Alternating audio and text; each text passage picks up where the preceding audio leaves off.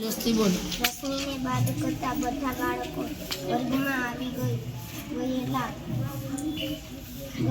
બાળકોની સંખ્યા ગણી તે પ્રમાણે ડીશો તૈયાર કરી તેમાં ચટણીને બાદ કરતા બધી વાનગી ગોઠવી લીધી.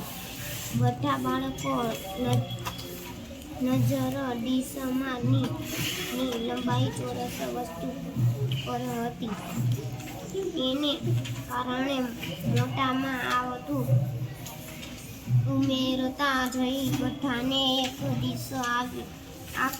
એટલામાં નાના પગલાં હવે બધાને નિરાતો થઈ કેમ કે નાસ્તો કરીને જોડીમાં રમવાનું હતું તે માટે પૂરતી સંખ્યા થઈ ગઈ. ચાલુ જો નાના નાના 2 વાર છે તે 1 વાર વાંચ્યું. સાચું વાંચીએ ને સારું વાંચીએ હો. હજુ વાંચનની પ્રક્રિયા ચાલુ રાખજો. સરસ. ચાલો ભાઈ 3 તાળી પડી જાય આનંદ માટે.